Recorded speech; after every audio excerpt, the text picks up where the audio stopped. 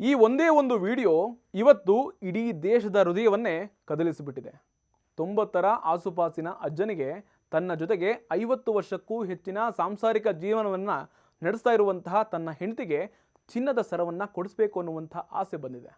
ಅದಕ್ಕೋಸ್ಕರ ಆ ಹಿರಿಜೀವ ಜ್ಯುವೆಲರಿ ಶಾಪ್ಗೆ ಹೋದಾಗ ಆದಂತಹ ಘಟನೆ ನೋಡಿ ಜನ ಕಣ್ಣಂಚಲ್ಲಿ ನೀರನ್ನು ಬರೆಸ್ಕೊಳ್ತಾ ಇದ್ದಾರೆ.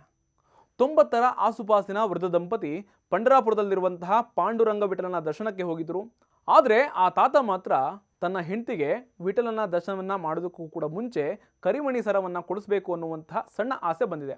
ಅದರಂತೆ ಈ ಅಜ್ಜ ತನ್ನ ಹೆಂಡತಿಯನ್ನು ಕರ್ಕೊಂಡು ತಾವು ಎಷ್ಟೋ ವರ್ಷಗಳಿಂದ ಕೂಡಿಟ್ಟುಕೊಂಡಿದ್ದಂತಹ 1120 ರೂಪಾಯಿಯನ್ನು ತೆಗೆದುಕೊಂಡು ಚಿನ್ನದ ಮಾಂಗಲ್ಯ ಸರವನ್ನು ಕಿವಿಯೋಲೆಯನ್ನು ಖರೀದಿಗೆ ಅಂತ ಮಹಾರಾಷ್ಟ್ರದ ಸಂಭಾಜಿನಗರದಲ್ಲಿರುವಂಥ ಗೋಪಿಲಾ ಜ್ಯುವೆಲರಿ ಶಾಪ್ಗೆ ಹೋಗಿದ್ದಾರೆ.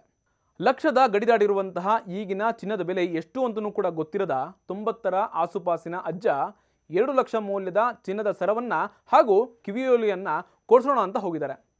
ಚಿಲ್ಲರೆ ಪಲ್ಲರೆ ಹಣವನ್ನು ಚೀಲದಲ್ಲಿ ಇಟ್ಕೊಂಡು ಮುಗ್ಧ ಮನಸ್ಸಿನಿಂದ ಬಂದಿದ್ದಂತಹ ಆ ಅಜ್ಜಿಗೆ ನಿರಾಸೆ ಮಾಡೋದು ಬೇಡ ಅಂತ ಆ ಜ್ಯುವೆಲರಿ ಶಾಪ್ನ ಓನರ್ ಕೇವಲ ಸರಕ್ಕೆ 10 ರೂಪಾಯಿ, ಕಿವಿಯೋಲೆಗೆ 10 ರೂಪಾಯಿಯನ್ನು ತೆಗೆದುಕೊಂಡು ಹೆಂಡತಿ ಮೇಲಿದ್ದಂತಹ ಅಜ್ಜನ ಆಸೆಯನ್ನು ಜ್ಯುವೆಲರಿ ಶಾಪ್ ಮಾಲೀಕ ಈಡೇರಿಸಿದ್ದಾರೆ.